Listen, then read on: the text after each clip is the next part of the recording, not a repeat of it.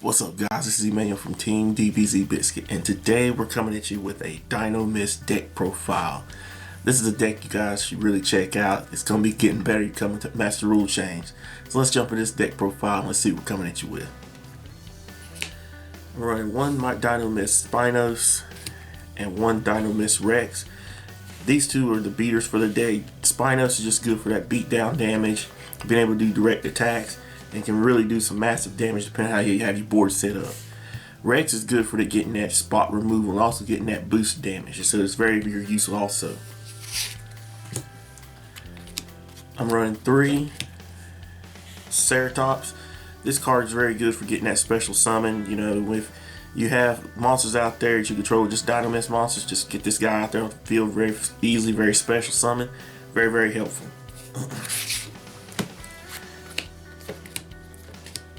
We're also running 3 Dinomist Bartreon. This card is just like a Cyber Dragon. Just be able to get this out there, get that free special summon, and just start doing your overlays or your link summons or whatever you want to do.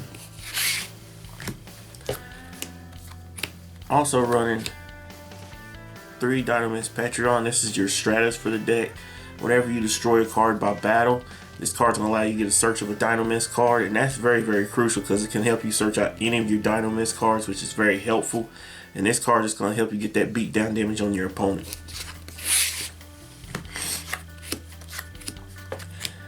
We're also running 3 Plesios. This card is what makes the deck so deadly in my opinion. You'll be able to get 2 of these out there. It's going to start counting every Dinomist card on the field, and it's going to drop your opponent's attack points by every Dinomist card you have on the field. That means either spell cards or monster cards or trap cards. So that can be very useful to you and really helps you really take the advantage of the game state. I'm also running 2 Dinomist Acleos. This card, I like it a lot. You know, this is what can make the deck so devastating, is when you start doing combo plays. You get this card on the field on top of your Plesios and then start doing, just run over your opponent's monsters, and whenever you destroy a monster by battle, this is going to make it so that your Dinomist monsters start banishing them, so that's very helpful to you.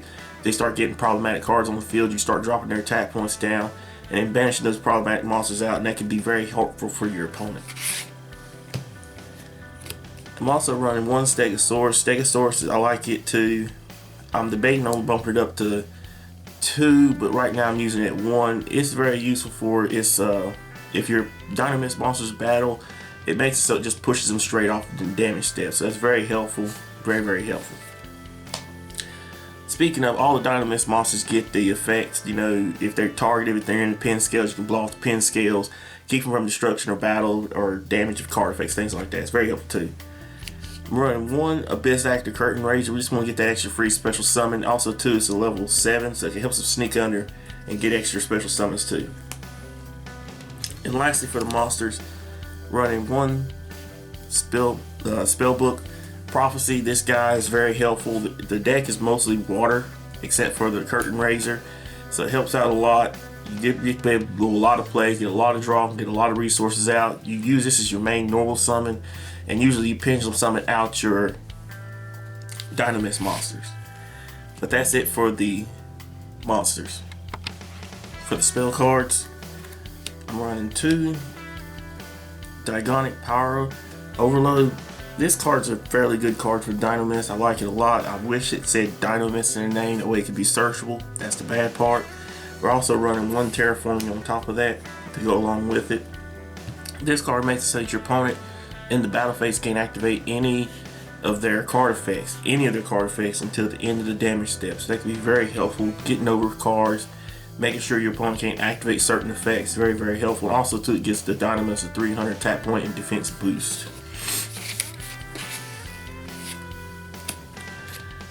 We're also running 3 of the Dinomist Charge. This is a good searcher for the deck. It searches out all your Dinomist monsters. Also, too, whenever one of your Dinomists is destroyed and sent to the extra deck, this allows you to recur that monster right back. It is a once per turn effect, but it's not. It's funny how they did. It's not once per card. It's a very busted little card, and it helps you keep the advantage for the Dinomist cards and just keep Dinomist in your hand. That way you can just keep pendulum summoning them out of your hand, not out of the extra deck. So it's very, very helpful.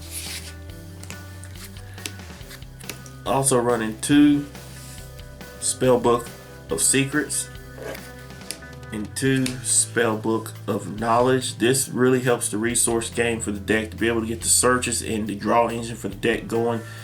You get your Spellbook of Prophecy out there, start getting your searches going, and start getting your draws going. It really helps the Dinomist engine out a lot and getting the draw engine that it needs, and it has the searches that it needs to be able to get the searching going. Also running 3 Moray of Greed. Moray of Greed is an amazing card for this deck. Like I said, everything in the deck is water monsters except for the Curtain Raiser. And this card actually replaces itself, so it's very, very helpful for the deck. Being able to spin back cards that you don't need the moment in time, get the new cards in your hand, and just keep your plays going the way you want to. I'm also running 2 Instant Fusion. And this is just to be able to help to extend some plays, to be able to get extra machine monsters onto the board, or even get extra monsters on the board that you need at the time, just to be able to clear off the field.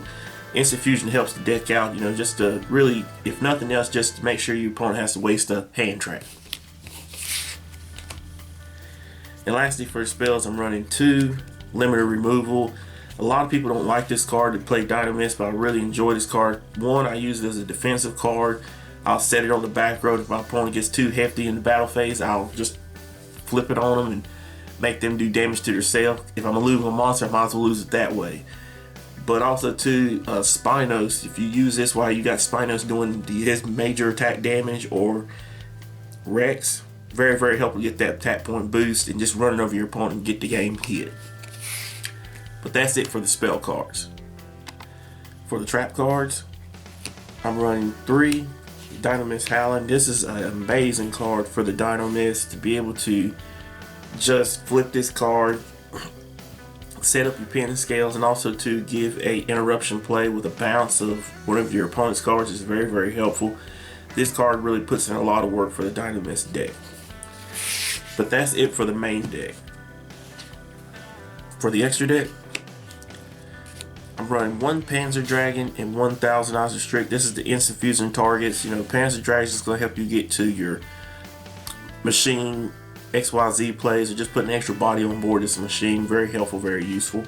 Thousand Eyes Restrict to be able to clear off problematic monsters, problematic cards that's on the field, just suck them up and just keep your plays going the way you want to.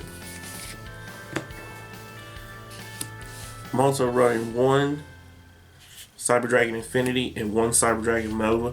This deck can go into this so easily, and this is a way to get around your problems that like Nibiru, things like that. It can be very helpful, very useful being able to get this card out there. Very good. Also running 1 Bahamut Shark and 1 Totally Awesome. Coming closer to the Master Rule change, this card is going to be very, very good. You know, this might actually get more play and see more versatility, considering Master Rule won't be bound by the link summoning mechanics. So this card is very useful, very nice combo.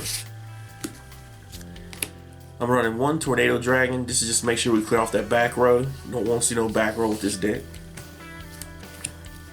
Running 1 Babushka. Babushka, just sometimes you need to stall out your opponent, and this card is very helpful for that.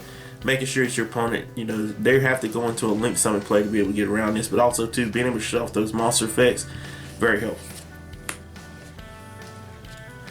Also running the 1 Abyss Dweller. Like I say, you know, a lot of my deck profiles, you need to be able to get rid of those graveyard effects. A lot of graveyard effects is what kills you. You can't stop them, you're gonna have problems. So Abyss Dweller is very good in this deck. Also too, the light wall and big water monsters, excuse me, gives this guy a boost, and it's gonna keep it on the field a little bit longer.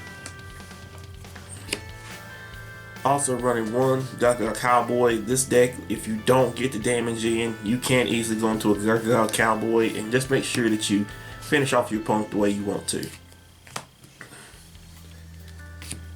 I'm running 1 Quillfort Genius. This is it's just a little tech I'm wanting to use in, because they're all machine monsters, and the fact that this card can shut off any card on the field is very helpful. Also too, the fact that if a machine monster is special summoned underneath it and there's 2 pointers, you get another search. So that's something that I like a lot, and helps to put more versatility to the deck to be able to get more search power. I'm also running one IP Masquerena. This is just another good generic link, and also too can help you to really bait out a lot of your opponent's plays, especially in your opponent's turn, and just help them to really get in a bad game state. Running one Nightmare Unicorn just to be able to bounce off problematic cards. Sometimes that could be an issue with the deck, so having Masquerade in this, being able to, when your opponent goes so far into, you've done used up effects and things like that, just link everything off going to this, very helpful. Speaking of that, same thing with Appaloosa Bowl of the Goddess. You know, this deck, it needs a good effect negator, and sometimes being able to get into this can really help a lot of your plays. And also too, having the 3 pointers pointing down really helps you to get the special summons from out of the extra deck that you need. And lastly, for the extra deck, I'm running one Borlo Dragon.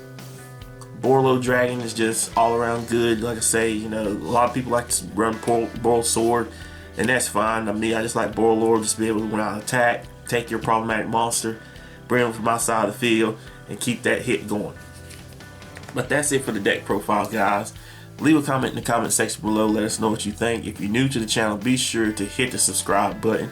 And if you like the video, be sure to gun the like button. Also, too, be sure to check out the description box below. Any links down there. Check out the Patreon. We're TCG player affiliated. Guys, thank you so much for your love and support. We're out.